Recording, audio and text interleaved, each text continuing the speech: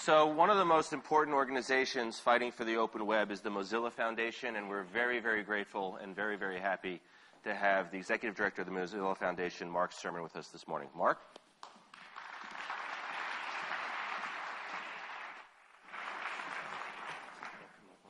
Okay, great.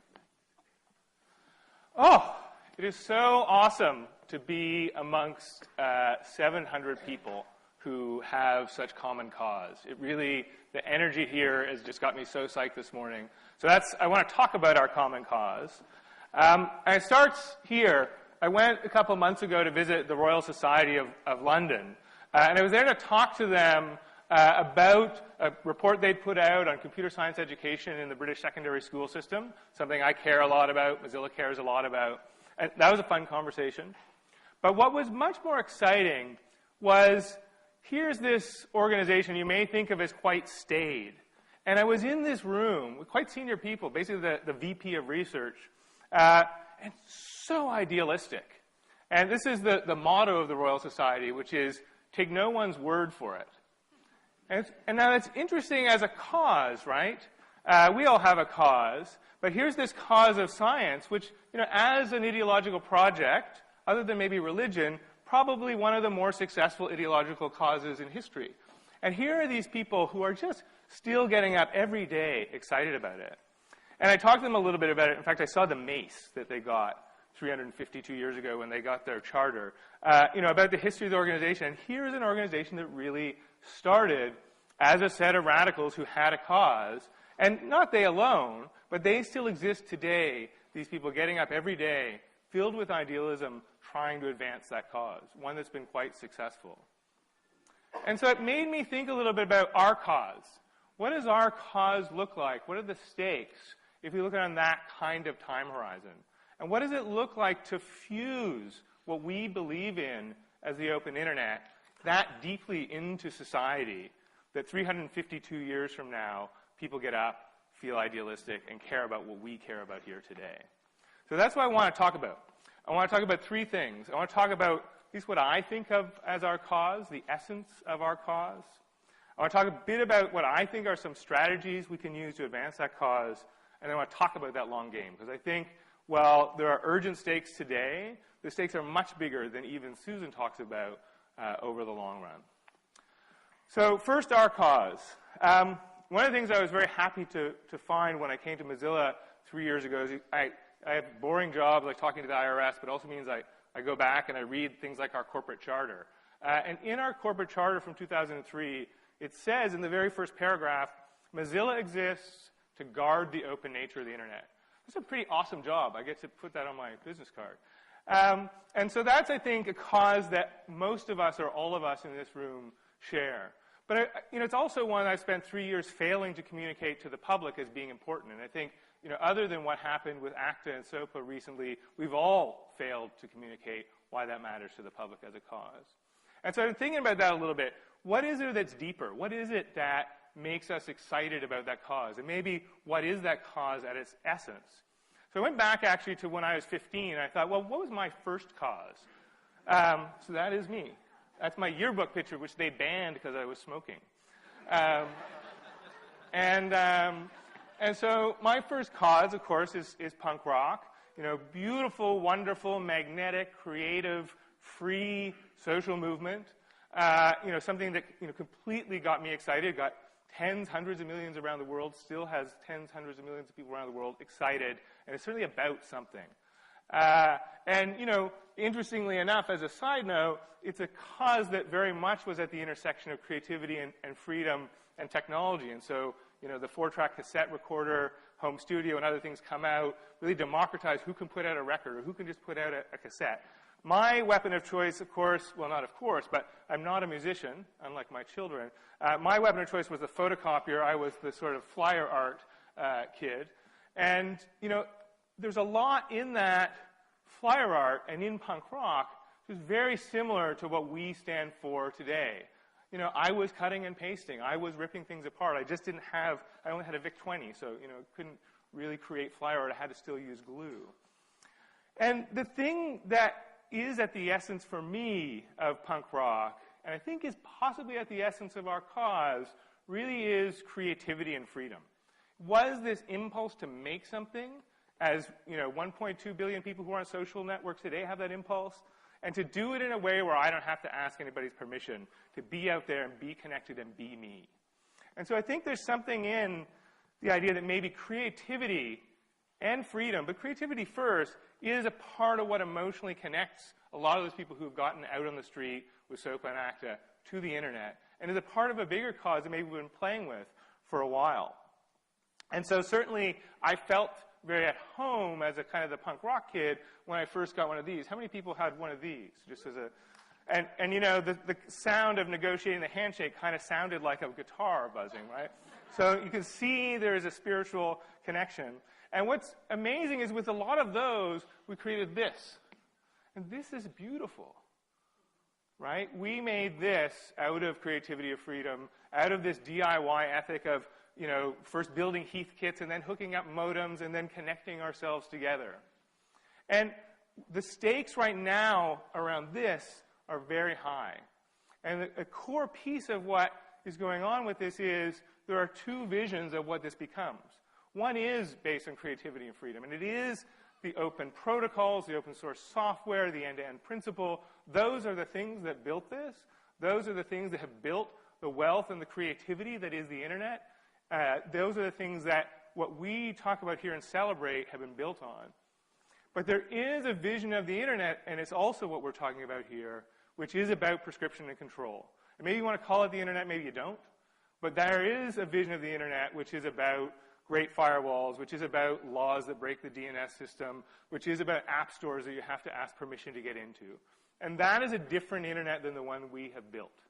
So we are actually arm wrestling over these two visions of the internet.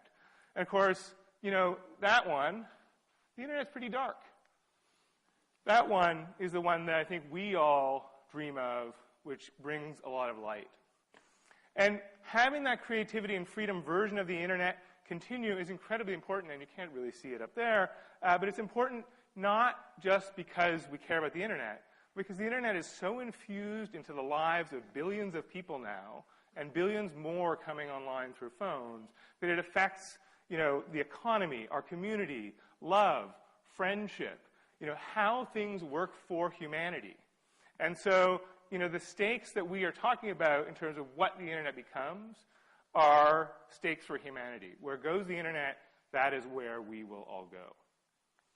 So it seems to me useful to have a strategy to make it go in a good place. And I think there's three things that we will talk about here. I'm going to talk about one of them in more depth because I don't think we talk about it enough. One is we need to be thinking about the policy piece. And frankly, those of us, especially Mozilla, in this space, talk about it very poorly. We're babies at it. So we need to get better at that. Although I do think that what happens in the Beltway and what happens in Brussels is actually the third most important thing to think about. It's important. We suck at it. We could lose at it. But it actually isn't the most important thing. The other place is we need to be thinking about product that bakes in the values of the internet, bakes in what it was there to do. So product that is designed to make us all producers and not just consumers. And the design decisions we make around websites and products and hardware, those design decisions influence over the long run what the internet becomes. Probably more than policy. Certainly that's been the case up to now. It's why Firefox was a market play as opposed to just thinking that we could beat Microsoft in the courts. But the third piece, which I don't think we talk about enough, is literacy. We need the world, we need a much bigger part of the world to understand the mechanics and the code that makes the web run and keeps it open. And the good news is people are starting to agree with me about this, although it isn't the conversation we normally have here.